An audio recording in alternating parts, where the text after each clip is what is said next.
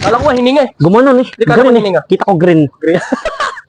Ay, Pares tayo naisip. Ano, pasukin natin tapos yung magkukwentuhan tayo. tuloy natin yung kwento. Nabunto muna tayo si Mr. Pong. 5 minutes later. Si Yuli nang malapit din, no? Oo, no? Tangining niya. Mahusay, oh. Yung utak niyan, iba. Solid eh, no? Pag mag-edit pa, quality. Akala ko nung una, hindi siya ganun yung ano na, yung attitude niya sa pag... Oo. Nag-iba, Simple lang, Tahimik lang yun, tahimik. Oh, pag nakasalubong mo kayo sa linya, lagi na kayo ko eh. Tapos tanginik pa yun pala, solid pa. Ano? Galing. Ang baho, umat ka ba? Yun na, natay na ako. Ngayon pa ako natay eh. Tapos kwento pa kayo ng kwento. Di mo na kayo. Anong mukha ka? Kwento.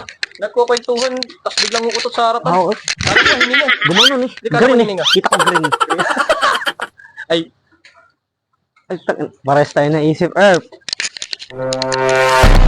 Ano, pasukin natin tapos yung magkukwentuhan tayo. tuloy natin yung kwento. Nabunto muna tayo si Mr. Pong. Baka magalit. Hindi, para makabawi tayo. Lagi na lang kayong dalawa eh. Eh, yung napapanood natin. Oo, yung... Sige, tara.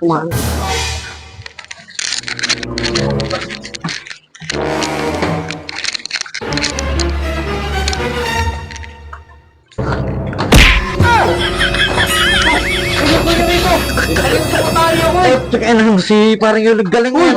Quality tao. Baho, puta ka na. Di ba si Yuli nga? Si Yuli ang galing mag-edit. Hindi ko alam. Hindi ko alam na sa... Ang baho, di naman pumasok ka rito.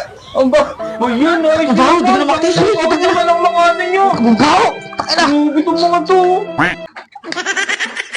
Sa Raulo talaga yung mga yun. Tayo na, kung tumatay ako rito eh. Dito yung mapatay eh. Uy, ayos nyo ah. Bakit ang biro nyo?